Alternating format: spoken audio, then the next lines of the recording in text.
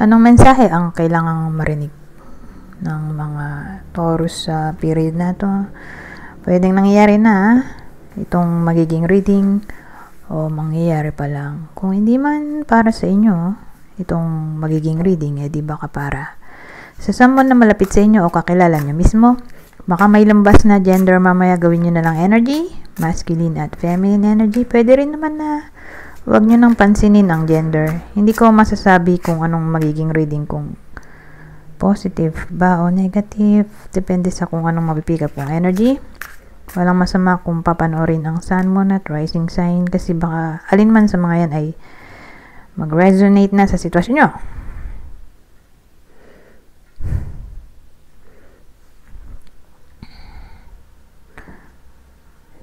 So, ang dating sa akin, may iba sa inyo na Taurus ay sabihin natin matututunan nilang i-handle ang kanilang emotion sa period na to. Yun yung lesson ba na maaaring matutunan nila sa period na to, ay kung paano i-handle ang kanilang emotion in a way na hindi maging masyadong emotional.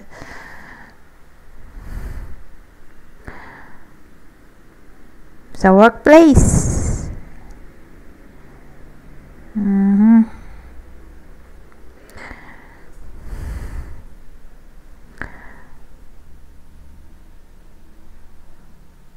or sa pagtatrabaho, parang magiging somewhat diplomatic or tolerant. Magiging ganon yung iba sa inyo sa period na to tungkol sa trabaho nila siguro sa pakikisalamuha sa iba or kung paano mag-work, paano gawin yung work niya, ganon.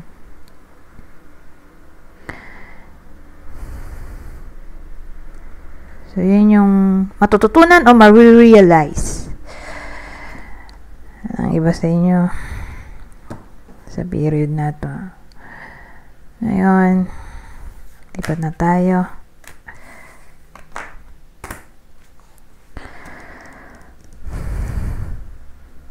Pang masasabi nito.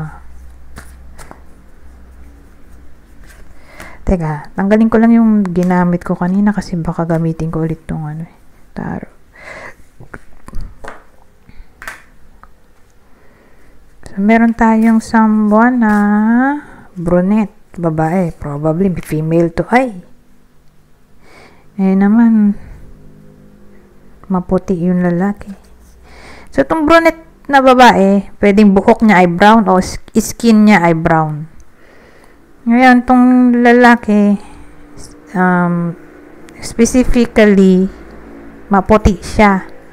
Okay, kailangan namang maputi yung buhok. Sabagay dito nga brunette, brown ang buhok or brown ang balat. Puti yung buhok. Sabagay, di ba? Pag may edad na, no? Pero, malabo yan. Pag kasi fair, usually, sa siya, balat. Okay? So, ano meron sa mga to?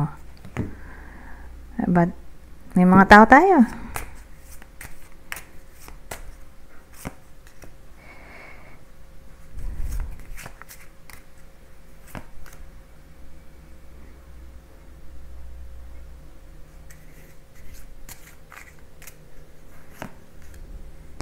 So, again, ito yung bida natin itong dalawang to.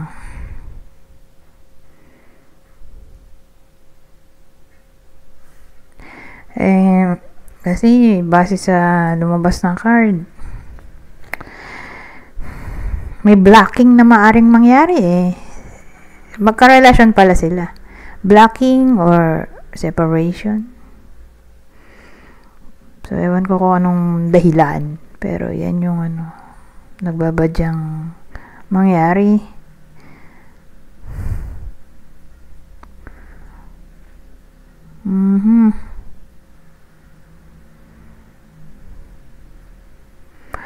Di na sila mag-uusap.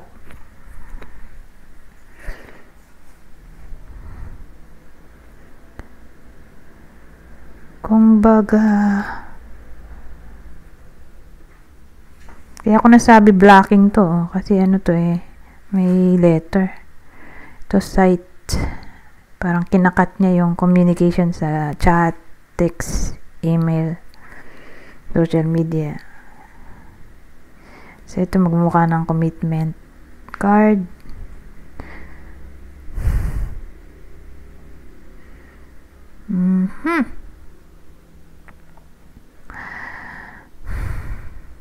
Kaya lang fast mode tayo. Hindi ko na ito makaklarify kung bakit.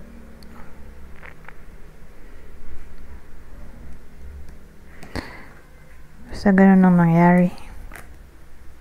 Or mangyayari. 10 minutes lang kasi tayo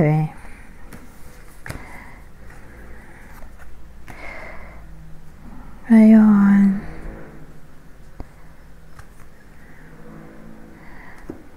Gamitin natin din tong isang deck ko. Ang masasabi nito.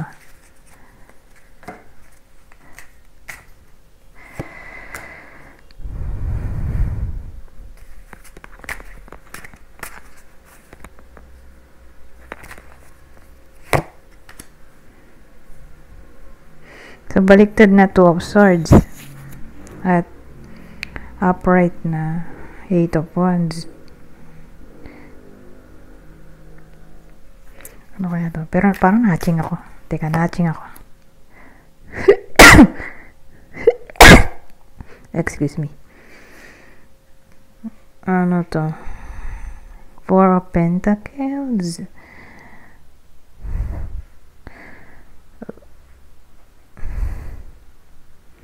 Well, ang dating sa akin, mag-make a decision ang iba sa inyo.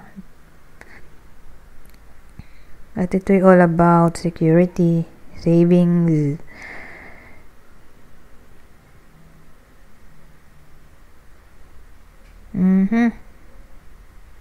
Ganun All of a sudden, bigla na lang mapapaisip yung iba sa inyo na mag-save sa bangko or kumuha ng insurance or investment.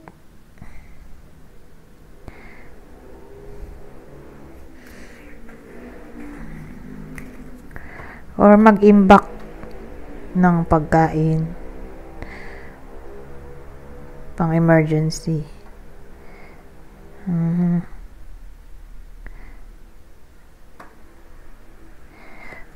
So, all of a sudden, biglang may isip ng iba sa inyo mag-imbak ng pera or ng tubig or pagkain para in times of crisis may mahuhugot. Ayun, dito naman tayo.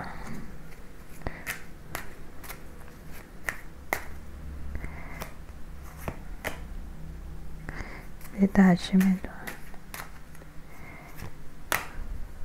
Oh. Ito rin yung kanina Asan yung isa? Nawala. Natago ko na ata. Ito detachment na nga detachment love. Muulit lang Ito rin yun disconnection.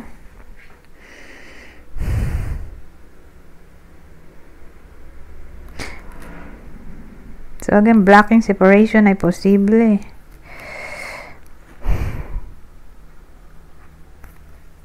Malaki chance kasi muulit lang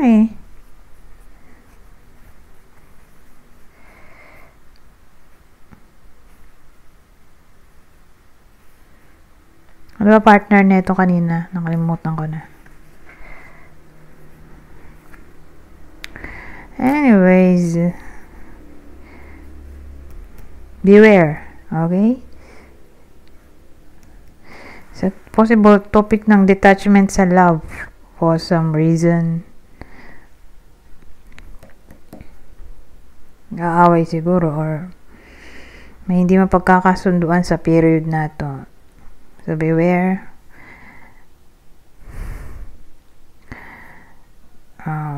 Iwasan ang kahit anong problema para hindi na mag-lead sa separation or para hindi na lumala. Okay? Kasi malaki chance ng ganun. Blocking, separation. Kasi pag detachment, sabihin na lang natin magiging cold. May mo na magiging cold. Ayaw makipag-usap. Umiiwas. So, 10 minutes ito, mag-11 na. Kaya, end na ako. Anyways, hanggang dito na lang. Goodbye. For now.